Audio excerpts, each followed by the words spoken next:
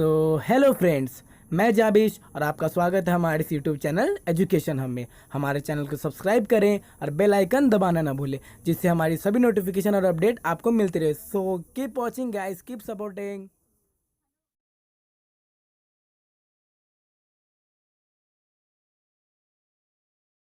Hello everyone, कैसे हैं आप सब। और आपका बहुत बहुत स्वागत है हमारे इस यूट्यूब चैनल जिसका नाम है जाबिश फिजिक्स। तो ये है क्लास 12 के चैप्टर 2 का लेक्चर, जिसमें हम लोगों ने पिछले क्लास में इंट्रोडक्शन पढ़ा था कि इलेक्ट्रोस्टैटिक पोटेंशियल होता क्या है और इलेक्ट्रोस्टैटिक पोटेंशियल एनर्जी क्या होता है और इलेक्ट्रोस्टैटिक पोटेंशियल डिफरेंस क्या होता है। तो आज हम लोग उससे आगे बढ़ेंगे और प्रीवियस लेक्चर में हम लोगों ने उसके डेरिवेशन, उसके फॉर्मूलाज को भी पढ़ा था और उसके एसआई यूनिट, और मैंने ये भी कहा था कि डायमेंशनल फॉर्मूला उसका आप लिखकर कमेंट बॉक्स में डालें।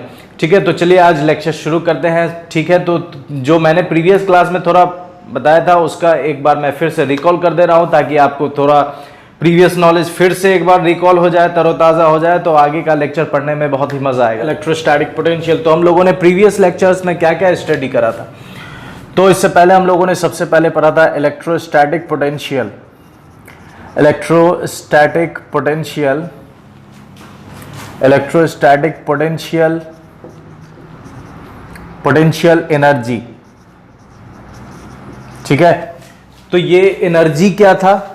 ठीक है, एनर्जी ये था कि amount of work done, amount of work done in bringing a charge, amount of work done, जो एक चार्ज को इन्फिनिटी से इलेक्ट्रिक फील्ड के अंदर लाने में जो वर्क होगा, उसी वर्क को हम लोग इलेक्ट्रोस्टैटिक पोटेंशियल एनर्जी कहते हैं। ठीक है, इसका सिंबल क्या था, work done is equal to, जैसे एग्जांपल के तौर पे यहाँ पर हम क्या करते हैं, एक चार्ज ले लेते हैं। यहाँ पर ये मेरे पास एक सोर्स चार्ज है Q और ये कोई पॉइंट है A और ये इसका पॉइंट है B।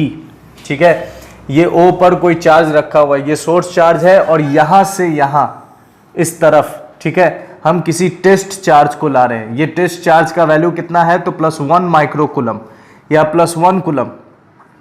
ठीक है, यूनिट पॉजिटिव टेस्ट चार्ज है और इसे यहाँ ला रहे हैं, इस तरफ ला रहे हैं। ठीक है, तो इधर लाने में जो वर्क डन होगा, तो वर्क डन A से B क्या था, क्लोज इंटीग्रेशन A से B, force external, external force जो हम लगा रहे हैं F वेक्टर डॉट, है ना, अगर कोई इंटरमीडिएट स्टेज ले ले dx, तो ये हो जाएगा dx वेक्टर।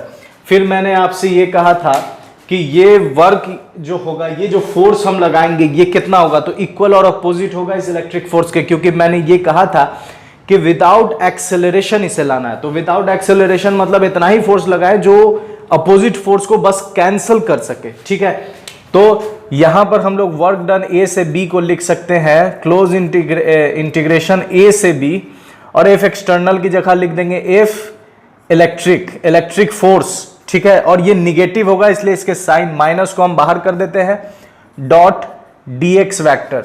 ठीक है, तो ये हमारा वर्क डन आ गया, इसी को कहते हैं इलेक्ट्रोस्टैटिक पोटेंशियल एनर्जी। जब ये work done, when this work done, when this work done, work done is divided by, is divided by, जब ये डिवाइड किया जाएगा, जो चार्ज हम ला रहे हैं उस चार्ज से, divided by test charge, when this work done is divided by test charge, then the quantity is, then the quantity is called, then the quantity is called, तब वो जो क्वांटिटी मिलेगा उसे क्या कहेंगे हम लोग, then the quantity is called electrostatic potential, electrostatic potential। ठीक है, यहां पर ये चीज देखिए कि ये जो पोटेंशियल एनर्जी है इसको हम लोग U से दिखाते हैं। ठीक है, ये पोटेंशियल एनर्जी क्या चीज से दिखाएंगे, U से। कहां पर का पोटेंशियल एनर्जी है, तो B पर का। जब हम इस वर्क डन को, और it's symbol is V, it's symbol is V, तो VB, ठीक है, A से B या B पर ला रहे हैं, तो VB is equal to work done A से B बाय टेस्ट चार्ज। तो ये हमारे पोटेंशियल का, ठीक है, बहुत लोग कंफ्यूज कर जाते हैं इलेक्ट्रिक पोटेंशियल एनर्जी क्या है और इलेक्ट्रोस्टैटिक पोटेंशियल क्या है। ठीक है, बहुत लोग कंफ्यूज कर जाते हैं कि ये पोटेंशियल एनर्जी और इलेक्ट्रोस्टैटिक पोटेंशियल में क्या डिफरेंस है। तो डिफरेंस यही है कि जो एनर्जी होगा वो बस वर्क डन होगा, जो पोटेंशियल एनर्जी होगा वो वर्क डन होगा, और जब हम उस वर्क डन को चार्ज से डिवाइड करेंगे तो वो हो जाएगा इलेक्ट्रोस्टैटिक पोटेंशियल। ठीक है, तो इलेक्ट्रोस्टैटिक पोटेंशियल क्या है ये बात समझ में आया। इसके बाद हम लोगों ने कल क्या पढ़ा था, तो इसके बाद हम लोगों ने पढ़ा था पोटेंशियल डिफरेंस। ठीक है, इसके बाद हम लोगों ने कल पढ़ा था इलेक्ट्रोस्टैटिक पोटेंशियल डिफरेंस। ठीक है, तो ये डिफरेंस हम लोगों ने पढ़ा था। तो डिफरेंस के लिए क्या था कि दो जो पॉइंट होगा, डिफरेंस के लिए का मतलब है एक पॉइंट से दूसरे पॉइंट पे लाना। तो ये जो दो पॉइंट होगा, ये दो पॉइंट इस इलेक्ट्रिक फील्ड के अंदर ही होगा। तो अगर मान लेते हैं कि ये पॉइंट ए है और ये पॉइंट बी है और हम बी से ए पर ले जा रहे हैं, ठीक है, ए के पास भी कुछ पोटेंशियल है और बी के पास भी कुछ पोटेंशियल है। तो जब हम बी से ए ले जाएंगे तो V B A is equal to, B से ए ले जा रहे हैं तो V A minus V B. ठीक है, और ये V A minus V B किसके बराबर होगा, तो ये हो जाएगा वर्क डन बी से ए बाई टेस्ट चार्ज। जो भी टेस्ट चार्ज होगा हमारा, तो ये हमारा पोटेंशियल डिफरेंस हो गया। ये दोनों पॉइंट किसी फील्ड के अंदर है। ठीक है, ये दोनों पॉइंट जो है किसी फील्ड के अंदर आ रहा है, इस वजह से इस दोनों के पास क्या है, पोटेंशियल है। ठीक है, तो वी बी ए बराबर आ गया। तो यहां पर दो पॉइंट के बीच का डिफरेंस निकाल रहे हैं, दो पॉइंट के बीच के पोटेंशियल का डिफरेंस है, इसलिए इसको कहेंगे इलेक्ट्रोस्टैटिक पोटेंशियल डिफरेंस। ठीक है, इतना बात समझ में आ गया होगा। इतने चीजों को हम लोगों ने कल स्टडी करा था। अब इसमें एक चीज और समझना है कि मैंने कल कहा था कि इसका एसआई यूनिट क्या होगा। तो इसका एसआई यूनिट हो जाएगा, इट्स एसआई यूनिट इज, देखिए यहां पर वर्क का होता है जूल और चार्ज का होता है कुलम। तो जूल कुलम इनवर्स। ठीक है, इस जूल कुलम इनवर्स को हम लोग वोल्ट से भी जानते हैं। ठीक है, तो इसका एसआई यूनिट क्या हो जाएगा, और वोल्ट। तो 1 वोल्ट इज इक्वल टू आ जाएगा 1 जूल बाई 1 कुलम। ये 1 वोल्ट का वैल्यू है। ठीक है, 1 वोल्ट किसको कहेंगे, 1 joule coulomb, 1 joule by 1 coulomb. तो अगर आपसे पूछा जाए कि डिफाइन 1 वोल्ट इलेक्ट्रोस्टैटिक पोटेंशियल, तो आप क्या कहेंगे, इलेक्ट्रोस्टैटिक पोटेंशियल का 1 वोल्ट को डिफाइन करना, तो आप कहेंगे the amount of work done is 1 joule in bringing a charge of magnitude 1 coulomb, then the potential is said to be 1 volt। ठीक है, जब एक कुलम चार्ज को ले जाने में जो वर्क हो वो 1 जूल हो, तो हम क्या कहेंगे, उसे 1 वोल्ट कहेंगे। ठीक है, तो ये 1 वोल्ट, और इसको जूल पर कुलम भी कह सकते हैं, वोल्ट भी कह सकते हैं। अब बात करते हैं इसके डायमेंशनल फॉर्मूला का। तो डायमेंशनल फॉर्मूला कैसे निकालते हैं ये भी मैंने बताया हुआ है, लेकिन फिर से एक बार देख लीजिए कि डायमेंशनल फॉर्मूला निकालने का प्रोसेस क्या है, तरीका क्या है। तो यहां पर मेरे पास क्या है, जूल कुलम। तो यहां हम लिख सकते हैं 1 जूल बाई 1 कुलम। तो जूल जो होता है वो एक्चुअली में वर्क से आया है। तो वर्क का फॉर्मूला क्या होगा, वर्क का फॉर्मूला होता है फोर्स इंटू डिस्प्लेसमेंट। तो वर्क के जगह हम लिख सकते हैं फोर्स इंटू डिस्प्लेसमेंट। तो फोर्स का होता है न्यूटन और डिस्प्लेसमेंट का होता है मीटर बाई कुलम। न्यूटन को भी तोड़े अगर तो होगा kilogram metre second inverse square into metre by coulomb. Coulomb को भी हम लोग चेंज कर देते हैं एम्पियर और सेकेंड में, तो कुलम को भी चेंज कर देंगे, तो kilogram metre second inverse square into metre by ampere second. जब इस सब को ऊपर ले जाएंगे तो हो जाएगा kilogram metre into metre, metre square second S-3 और एम्पियर इनवर्स। तो इसका डायमेंशनल फॉर्मूला हो जाएगा MLTA। अब देखिए किलोग्राम 1 है तो पावर 1 हो जाएगा, L 2 हो जाएगा, T हो जाएगा -3 और A हो जाएगा -1। तो ये डायमेंशनल फॉर्मूला। तो यहां लिख सकते हैं डायमेंशनल फॉर्मूला इसका हो जाएगा M1 L2 T-3 A-1। ठीक है, ये इसका डायमेंशनल। ठीक है, तो ये रहा इसका डायमेंशनल फॉर्मूला। ठीक है, डायमेंशनल फॉर्मूला हो गया। अब जब मैं ये कल आपसे ये लेक्चर डिस्कस कर रहा था तो उसमें मैंने कहा था कि आपको ये डायमेंशनल फॉर्मूला खुद से निकालना और कमेंट बॉक्स में डालना है।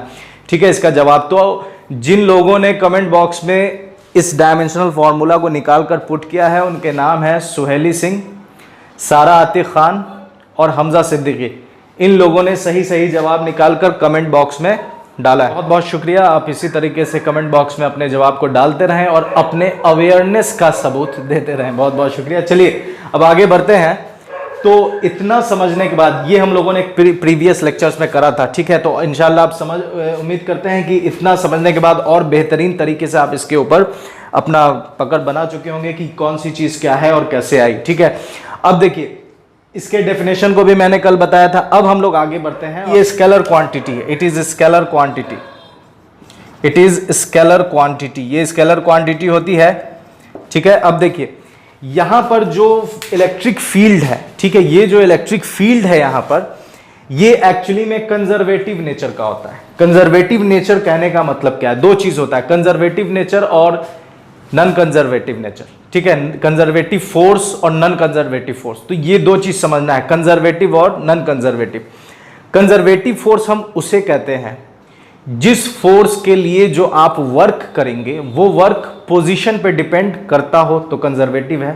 पोजीशन पे डिपेंड करेगा तो कंजर्वेटिव है। अगर वो पाथ पर डिपेंड कर रहा है, ठीक है, position dependent conservative, path dependent non conservative. Example क्या है इसका?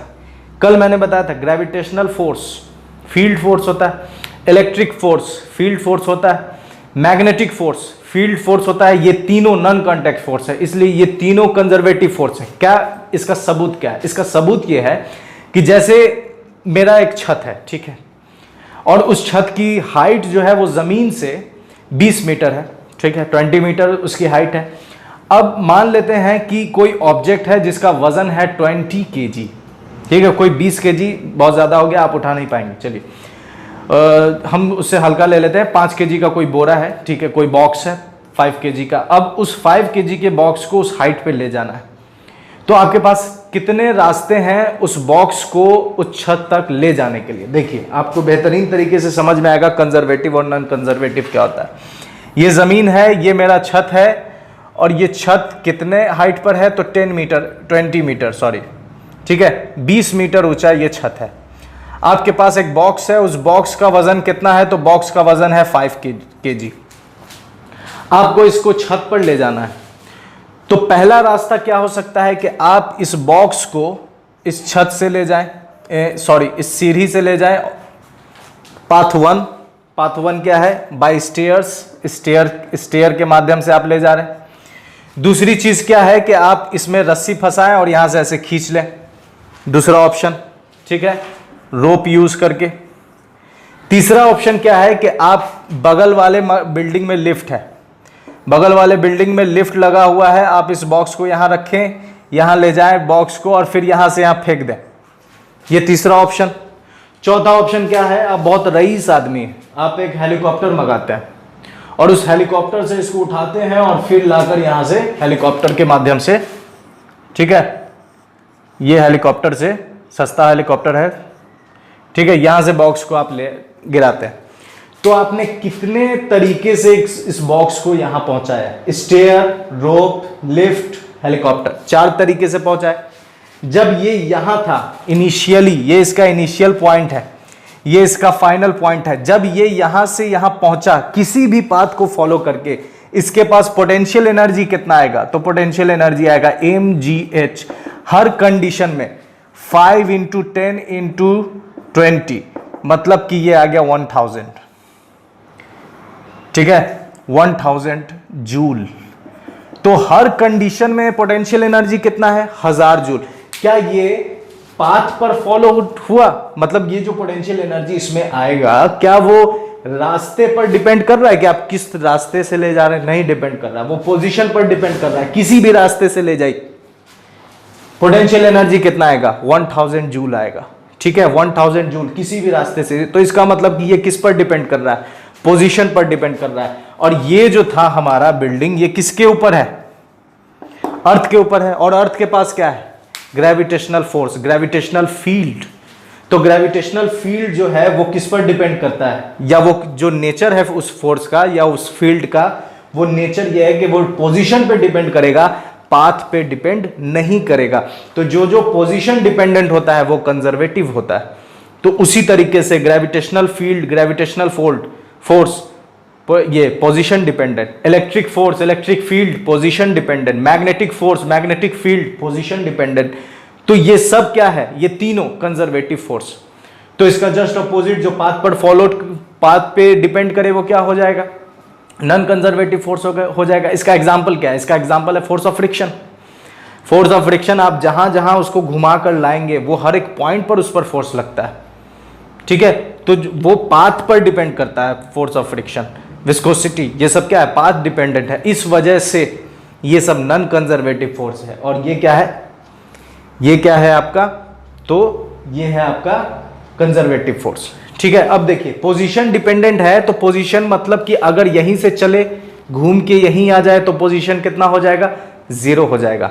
मतलब इसका फाइनल डिस्प्लेसमेंट कितना हो जाएगा, 0। वर्क डन कितना होगा, 0। कूली वाला आप कंडीशन पढ़े होंगे, है ना, ये प्रीवियस लेक्चर्स में या 11th क्लास में जब आप ग्रेविटेशन पढ़ेंगे तो कूली वाला कंडीशन पढ़े होंगे कि वो वर्क नहीं करता है।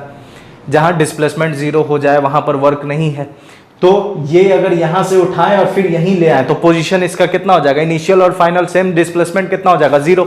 तो इस कंडीशन में वर्क होगा, कोई वर्क नहीं होगा। तो उसी तरीके से ये यहां भी हम लोग यही चीज करते हैं, ठीक है। एक पॉइंट से ले जाएंगे दूसरे पॉइंट, फिर दूसरे पॉइंट से वापस लाएंगे और देखते हैं टोटल पोटेंशियल कितना होगा। तो आपको देखने को मिलेगा कि टोटल पोटेंशियल कितना हो जाएगा, 0। देखिए कंजर्वेटिव फोर्स, ठीक है, या कंजर्वेटिव नेचर जो भी कहें, ये किस पे डिपेंड करेगा, पोजीशन डिपेंडेंट, पोजीशन डिपेंडेंट। और जो नॉन कंजर्वेटिव होगा, नॉन कंजर्वेटिव क्या होगा, नॉन कंजर्वेटिव तो ये हो जाएगा पाथ डिपेंडेंट, ठीक है, पाथ डिपेंडेंट, जो पाथ पर डिपेंड करे, ठीक है। अब यहां पर एक चीज देखिए, इसको थोड़ा अंडरलाइन हाईलाइट कर देते हैं ताकि आपको अच्छे से समझ में आए। ये थोड़ा एक पॉइंट है, इंपॉर्टेंट पॉइंट है, ठीक है, कंजर्वेटिव और नॉन कंजर्वेटिव। अब देखिए यहां पर इलेक्ट्रोस्टैटिक पोटेंशियल या इलेक्ट्रिक फील्ड जो है वो कंजर्वेटिव नेचर का होता है। क्या सबूत है इसका, तो सबूत देखिए आप, ये ए पॉइंट है और ये बी पॉइंट है। हम इसे ए से बी ले गए वाया एम से होकर, फिर हम इसे लाते हैं, वापस लाते हैं एम डैश से। तो जब हम वी ए के पास पोटेंशियल है, ए के पास पोटेंशियल है क्या, वी ए, और बी के पास पोटेंशियल है वी बी। जब हम ए से बी ले गए तो जब हम ए से बी ले जाएंगे तो वी ए बी क्या हो जाएगा, तो V B minus V A. जब हम वी ए से बी ले गए तो V B minus V A, और वी ए बी किसके बराबर हो जाएगा, तो वर्क डन ए से बी बाई चार्ज। फिर हम लाते हैं बी से ए, ठीक है। तो जब हम बी से ए लाएंगे, अगेन जब हम बी से ए लाते हैं तो वी बी ए, तो ये हो जाएगा V A minus V B. तो वी बी ए बराबर क्या हो जाएगा, वर्क डन बी से A by test charge Q not. दोनों को जोड़ देंगे, ठीक है। यहां पर हम दोनों को क्या करते हैं, ऐड कर देते हैं, ठीक है। यहां पर हम V A B plus V B A दोनों को अगर हम ऐड कर दें तो वी ए बी क्या है, या वी ए बी क्या है, V B minus V A plus, और वी बी ए क्या है, V A minus V B, ठीक है। और वी ए बी, ठीक है, तो वी ए बी और क्या है, तो वी ए बी है W A B by test charge, plus V B A क्या है, तो W B A by test charge बराबर वी बी से वी बी कैंसल और वी ए से वी ए कैंसिल। तो टोटल कितना आ गया, 0। तो वर्क डन ए से बी और फिर बी से ए बाई टेस्ट चार्ज कितना, 0। मतलब पोटेंशियल कितना आ गया, ठीक है। वर्क डन पूरा, वर्क डन कितना हो गया, work done A B A, work done कितना आ गया, 0 आ गया। इसका मतलब यह है कि ये कंजर्वेटिव फोर्स है, क्योंकि डिस्प्लेसमेंट कितना हो गया, यहीं से चला, घूमा, फिर वापस आया, तो इसका पोजीशन क्या हो गया, सेम, जो इनिशियल है वही फाइनल है। तो डिस्प्लेसमेंट कितना हो गया, 0। तो वर्क डन कितना हो गया, 0। तो इसे हम, और अगर हम नॉलेज के साथ या एक ही स्टेटमेंट, एक ही फॉर्मूला जिसमें पूरा डिटेल मिले, तो हम क्या लिख सकते हैं, तो लिखेंगे close integration E vector dot DL vector is equal to 0।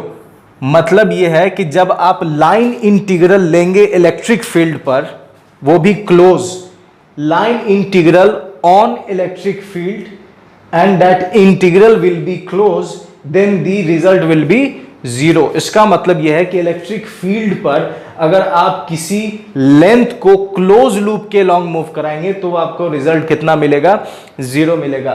तो इससे साफ पता चलता है कि जो फोर्स है इलेक्ट्रोस्टैटिक पोटेंशियल किस नेचर का है, कंजर्वेटिव नेचर का है, क्योंकि वो किस पे डिपेंड करेगा, पोजीशन पे डिपेंड करेगा, पाथ पे डिपेंड नहीं करेगा। तो ये रिजल्ट है हमारे पास।